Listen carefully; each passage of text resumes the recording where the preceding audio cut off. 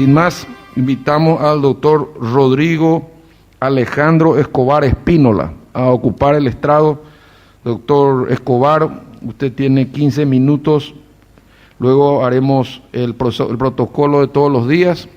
Don Alberto, sentado detrás del doctor Sosa Liceche, tiene el pequeño semáforo para ir guiando su tiempo. Le rogamos que lo respete. Tiene usted el uso de la palabra. Muchas gracias, señor presidente, señores miembros del Consejo de Magistratura, señores miembros del Tribunal de Honor, colegas.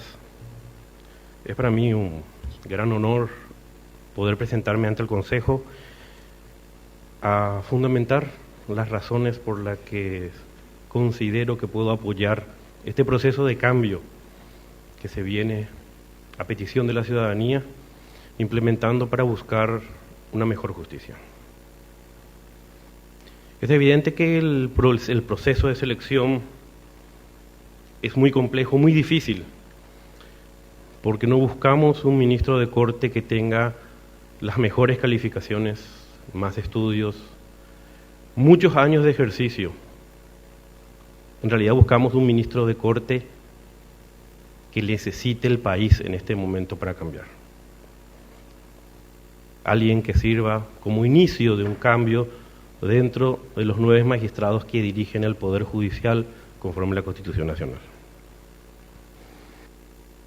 Y para fundamentar qué puedo hacer yo si fuera electo ministro de Corte, sin entrar en recordar mis actividades laborales o académicas que ya constan en los currículum que creo que todos los miembros han leído, fundé mi formación y mi capacitación en 2 ejes: planificación estratégica, conducción de instituciones públicas, porque creo que un ministro de Corte no es solo quien da un voto, no es solo quien participa en una plenaria, sino es quien prepara el Poder Judicial para poder servirnos mejor.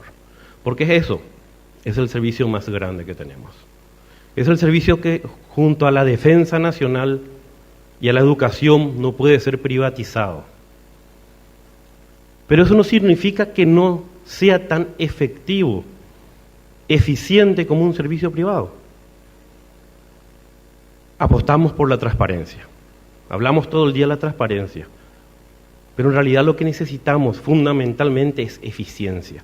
Y la eficiencia nos da transparencia. Y en el área del derecho me dediqué al estudio del derecho procesal. Mis 2 tesis ya defendidas y las 2 tesis a defender, así como los estudios en las universidades de España y los Estados Unidos, se basan en el estudio del proceso.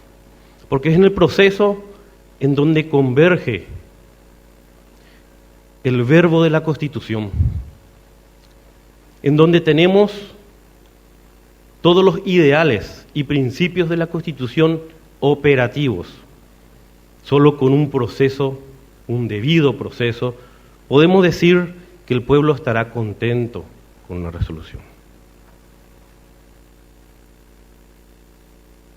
Cuando me preguntan por qué llevé el estudio por 2 ramas que parecen tan distintas como la planificación y el derecho, es porque entiendo que el mejor ministro de Salud no es un doctor, es quien administre las necesidades relativas a la administración de salud. Y creo que en este momento nosotros tenemos más un problema de administración del Poder Judicial que un problema en la Corte Suprema de Justicia. Los magistrados nos olvidamos que somos abogados, nos olvidamos que el colega no es nuestro enemigo y no lo escuchamos y no atendemos y hacemos tabla rasa a ese pequeño problema que se repite diariamente a cada uno de los colegas profesionales, que es en llegar a juzgados que no tienen infraestructura para atenderlos. que no tienen recursos humanos que estén preparadas para esa función. Y estamos hablando de lo más bajo, desde dactilógrafo. Necesitamos preparar a los funcionarios de tal manera a darles dos requisitos: capacidad y eficiencia. Y en contraprestación, darle un futuro, porque hoy en día, respetables señores, el funcionario público no tiene futuro dentro del Poder Judicial. Sus sueldos no son acorde a la capacidad que le exigimos. Si esos dos puntales podemos fortalecer, vamos a tener un servicio eficiente. Y lo mío no es simple teoría. Al haber estudiado Derecho Procesal he tenido la oportunidad de ser juez en cada una de las jurisdicciones. Fui juez en lo civil, comercial, laboral, niñez, camarista también, multifuero. Y me ha tocado la última de las jurisdicciones, el único tribunal constitucional de nivel nacional, que es el Tribunal de Cuentas. En mi carrera he sacado más de 8.000, 9.000 resoluciones y por supuesto tengo 9.000 personas que me creen culpable de todo lo que les pasa. Porque tenemos índices de litigiosidad imposibles. Al asumir el Tribunal de Cuentas, primera sala, me encontré con expedientes de 10 años de antigüedad y más de 1.000 autos para sentencia ya firmes. Con una aplicación sistemática del debido proceso, en 3 años logramos con los compañeros poner al tribunal en foja cero. Es decir, todos los procesos que teníamos estaban dentro del tiempo y dentro del plazo de dictar sentencia. Y este año, a finales del año pasado, ha terminado la tercera auditoría, exigencia del proyecto Umbral, que felicitó al Tribunal de Cuentas por haber logrado todos los objetivos y hemos confirmado que seguimos en expediente foja cero. ¿Se puede? Sí se puede. ¿Por qué? Porque hicimos lo primero y lo más importante: fortalecer la capacidad de los funcionarios para trabajar sistemáticamente. Cada quien sabe lo que tiene que hacer y cuándo tiene que hacer. Y eso ayuda al magistrado judicial. Porque implementar sistemas de oralidad directamente o expedientes electrónicos, que parecen la panacea, la solución, no son efectivamente lo que precisamos. Porque juzgados de primera instancia en Asunción tienen 15.000 expedientes. Yo pregunto, si tenemos 15.000 sentencias rápidas, ¿el juez o la jueza podrá dictarlos? No. Necesitamos personal de apoyo, necesitamos más juzgados, necesitamos mayor eficiencia, mayor trato al profesional, entender que esos pequeños problemas que tiene un profesional, en realidad lo tienen todos, pero uno se animó a entrar a hablarnos. Hoy somos jueces, mañana, sin razón aparente, volvemos a ser abogados. Y ese problema que ignoramos nos va a tocar a nosotros. Elegimos un ministro para la Sala Constitucional. Y es el ámbito constitucional el más elevado, porque en realidad la Constitución lo que hace es refleja en papel el alma del pueblo paraguayo. ¿Qué creemos? ¿Qué sentimos?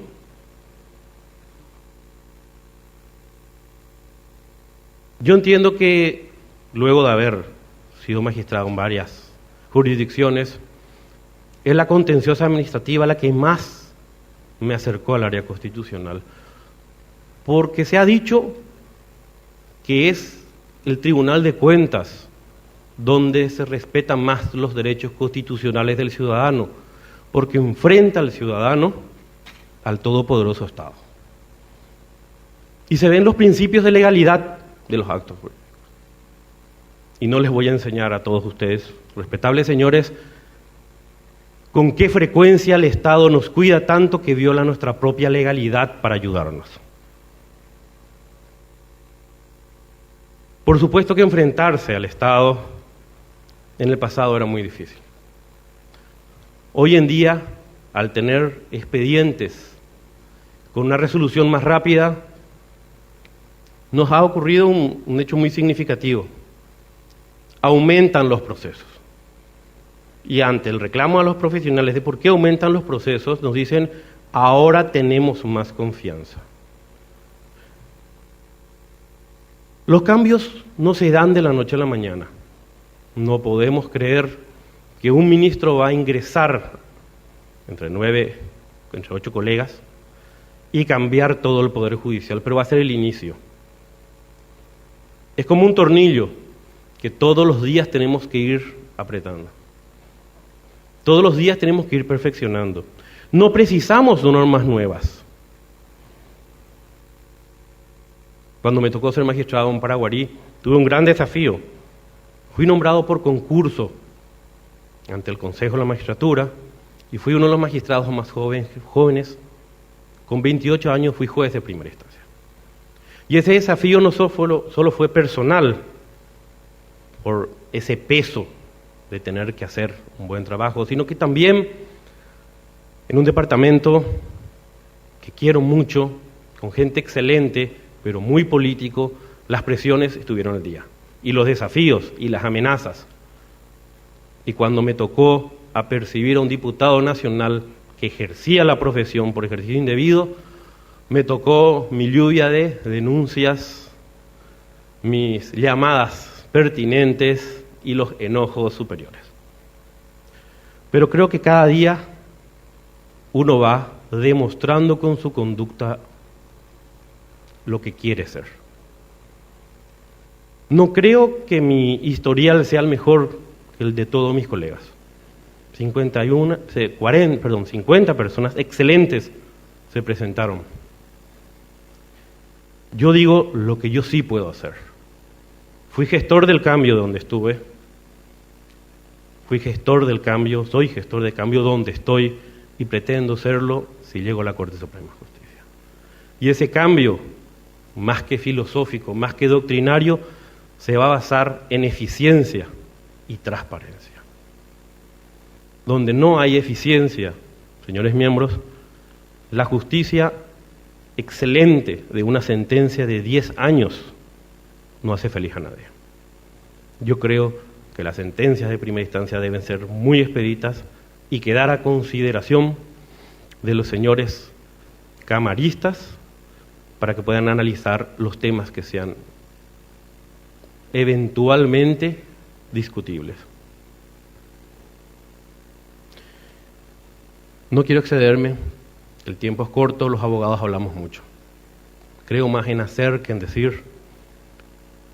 Les agradezco nuevamente a todos los señores miembros y al público el haberme escuchado. Muchas gracias, doctor Rodrigo Escobar. Como es tradicional, vamos a pasar a leer las cuestiones que son denuncias formales o que han sido publicadas en los medios. Uno de ellos creo que ya lo respondió. El 28 de junio del 2012 salió una publicación en la cual decía que en el Tribunal de Cuentas había 1.300 casos parados, particularmente en su sala había 1.000 expedientes, y creo que usted aclaró que están al día. Al respecto, señor presidente, el primer año de mi gestión sacamos 100 sentencias, el siguiente año sacamos 286 y el tercer año sacamos 1.350.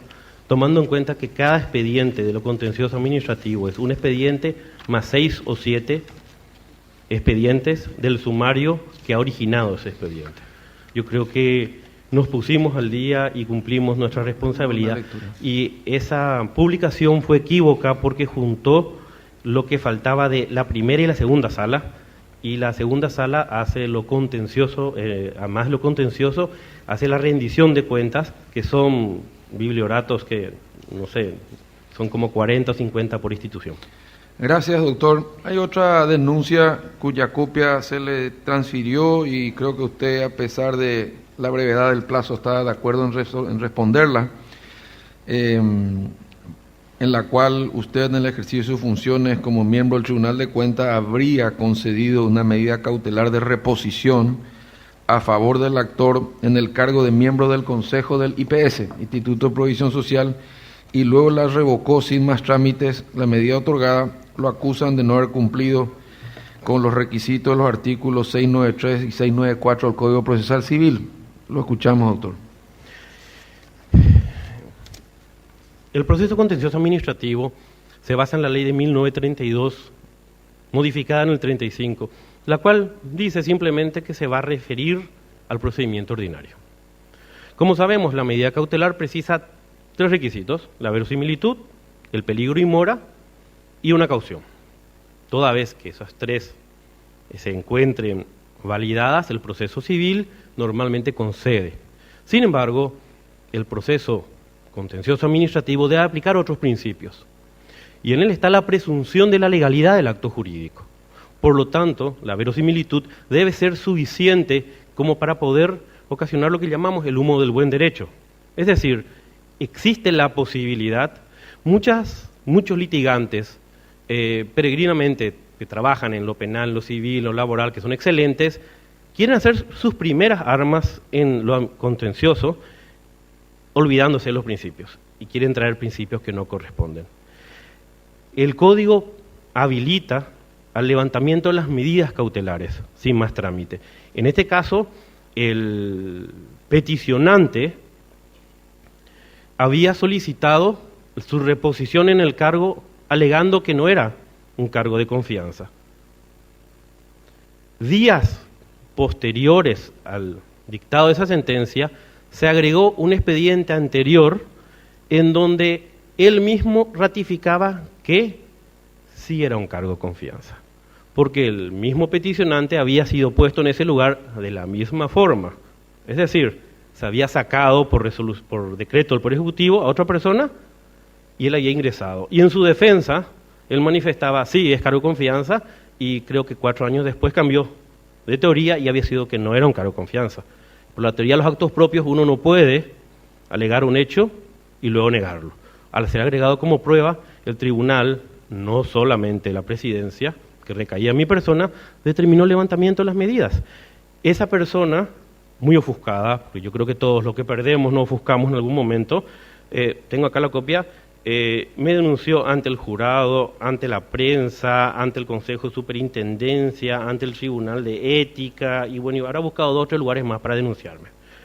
Pero 2 o 3 semanas después creo que entró en razón y acá está, retiró todas sus denuncias, entendiendo que el proceso sigue y recién con la sentencia se va a dirimir la cuestión.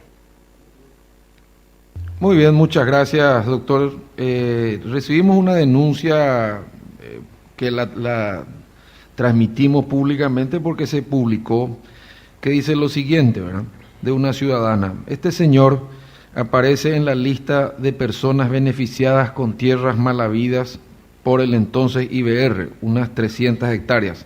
El dato fue publicado en la edición impresa del diario Última Hora del 24 de marzo del 2012 en la página 2. Con ese antecedente no debería poder aspirar a un cargo tan importante como ministro de Corte. ¿Qué tiene que decir? Bueno, en primer lugar, en realidad no es que tenga un nombre tan... Rodrigo Escobar no es un nombre así tan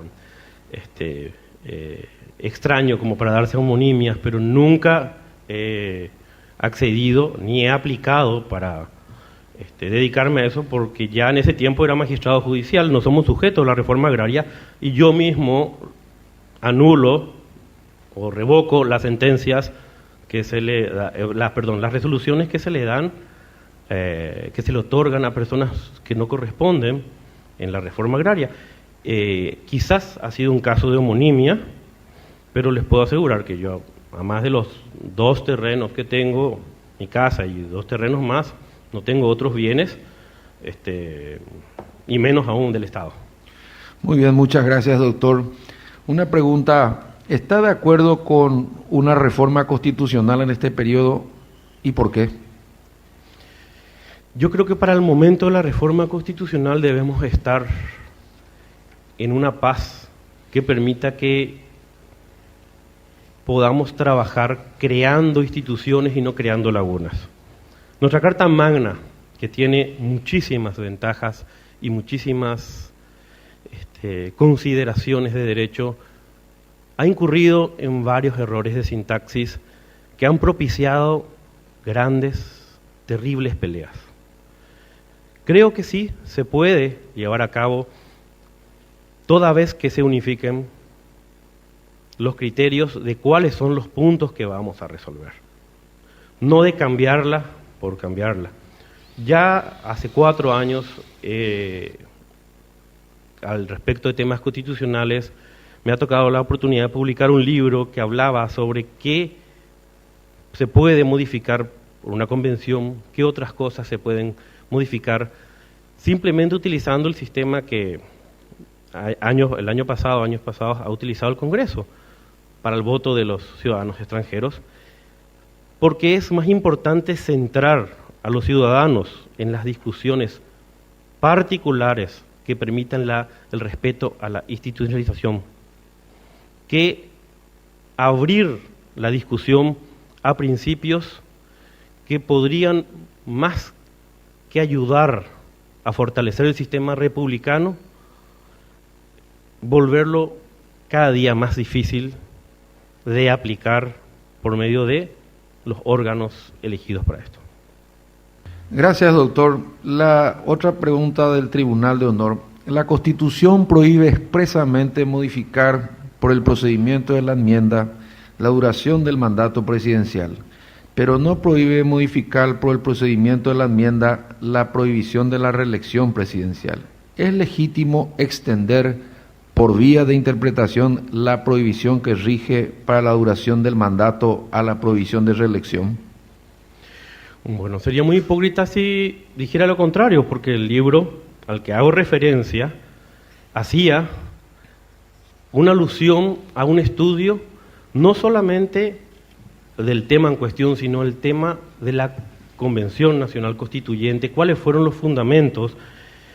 Convencionales como Marciano Torales y otros colaboraron dándome los diarios de las discusiones, y en conjunto con mi coautor hemos llegado a la convicción de que es una forma de poder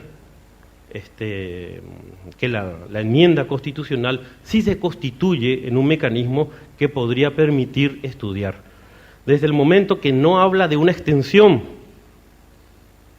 del mandato, sino de una posibilidad de volver a efectuar el mandato. Muchas gracias, doctor Escobar. Otra pregunta al Tribunal de Honor. En este momento la opinión pública nacional está muy pendiente de la solución del problema de una ciudadana paraguaya imputada por tráfico de drogas en China continental. Trabajo por el hecho de que carecemos de relaciones con el país oriental. La pregunta: si la misma situación se diera entre el Paraguay y China insular, con el cual tenemos relación a través de Naciones Unidas, ¿qué gestión puede efectuar el gobierno paraguayo para favorecer la conmutación de la pena y haciendo que ella se cumpla extradición mediante de la compatriota a nuestro país? Como signatarios del Pacto de San José de Costa Rica, nosotros dijimos desde el primer momento que estamos en contra de la pena de muerte. En contra de la pena de muerte. De la pena de muerte. Y nuestra Constitución Nacional lo confirmó.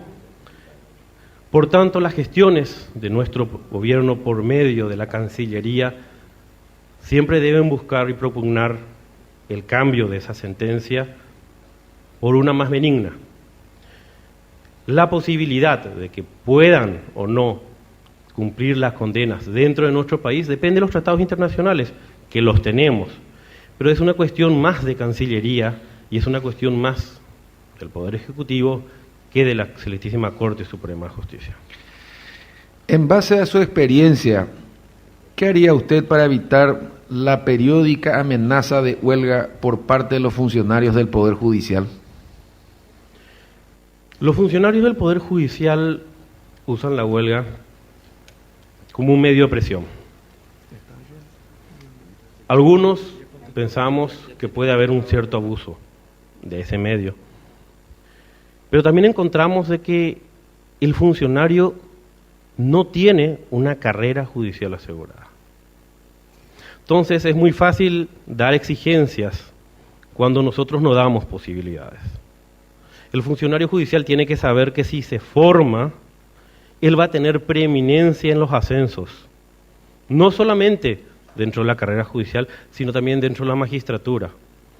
¿Qué mejor juez vamos a tener en un juzgado de paz que quien ha sido actuario durante varios años, quien conoce la situación? Muchas veces ponemos jueces que tienen un conocimiento muy acabado del derecho, pero no del procedimiento. Entonces tenemos procedimientos eternos. Mientras nosotros no le demos posibilidad a los funcionarios de que puedan encontrar un futuro digno, una jubilación decente dentro del Poder Judicial, va a ser poco lo que nosotros podemos darle a cambio. Muchas gracias, doctor Escobar. Tengo 3 preguntas, las 2 primeras vinculadas al tema de la medida cautelar que otorgó como presidente del Tribunal de Cuentas, creo que están respondidas, por eso no las voy a hacer, pero hay una tercera de la misma persona que diga al doctor Escobar si es cierto que el Tribunal de Cuentas responde directamente a los intereses del Poder Ejecutivo a través del Procurador General de la República. En esta hipótesis, ¿se puede hablar de independencia del Poder Judicial? Bueno, el señor Procurador me está recusando en casi todos los juicios, o sea, si yo le respondiese creo que no lo haría. El porcentaje de juicios que pierde el Estado es en realidad bastante grande. Y tenemos que ser conscientes que no son propios de esta administración, son propios de la anterior administración, donde fueron iniciados y hoy son dirimidos. Decir que respondemos al señor Procurador General o a cualquier persona del Poder Ejecutivo carece de un fundamento real, cuando que las estadísticas hablan de otras cosas. La cantidad de personas que nosotros reincorporamos en este mismo gobierno y que han sido despedidas y que a prima facie determinamos de que no existe legalidad en ese acto, a prima facie, sin entrar en el fondo, es muy elevada. Entonces, poco favor le haría yo a una persona a la que supuestamente estoy ayudando si estoy sacando sentencias contradictorias. Pero siempre el magistrado va a ser el culpable de lo que el abogado no pueda conseguir o de lo que el cliente no tenga derecho de conseguir. Gracias, doctor Escobar. El doctor Juan Ramón Buenojara le quiere dirigir una pregunta y el doctor Ovelard otra.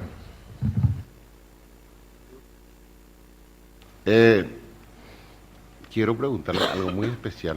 No, en realidad no es pregunta, es una posición personal. Usted está concursando con una regla de juego determinado en el plazo. ¿Usted cumpliría los 5 años y se iría a su casa y en qué caso que fuera electo ministro de la Corte? Señor doctor Buenojara, yo soy inamovible como magistrado judicial. Actualmente las sentencias de la Corte Suprema de Justicia determinan la inamovilidad.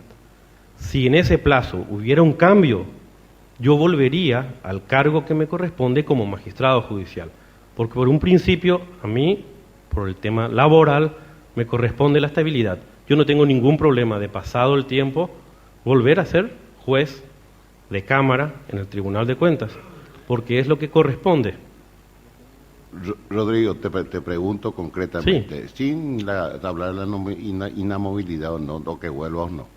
Vos estás aceptando la regla de juego de ser electo, que duraría 5 años en tus funciones como ministro de la Corte, independiente de lo que te vayas a tu casa o vuelvas a tu cargo actual. Sí, efectivamente, a los 5 años nuevamente se tendría que hacer la elección, porque son las reglas que ha puesto el Consejo, el Parlamento, y bueno, tenemos que aceptar que la República es representada por los señores senadores y diputados, y ellos van cambiando las reglas de juego conforme el pueblo quiere. Hablar de inamovilidad hoy en día no es algo positivo. si bien defiende al Poder Judicial, yo creo que la ciudadanía está muy disconforme y una vez que el comportamiento de los tribunales y cortes sea más aceptable, podríamos sentarnos a charlar sobre ese mecanismo que ayuda a la independencia del Poder Judicial.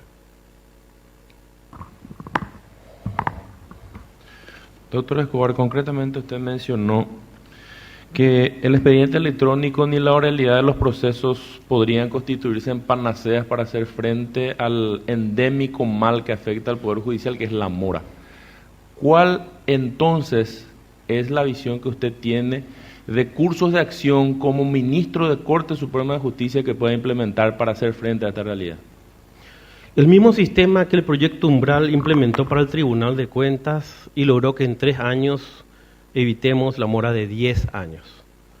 Formación de asistentes jurisdiccionales especializados en cada área. Después de ser juez, he sido actuario judicial de la función, juez, camarista, yo les puedo asegurar que un 80%, pero en realidad un 80% de todos los casos justiciables presentados ante los magistrados ya han sido dirimidos. Ya en algún momento se ha sacado una resolución al respecto. Si están siendo litigados es por intereses de o extender el plazo o de propugnar un fallo contradictorio. Después de ese 80% tenemos un 10% de causas que son nuevas.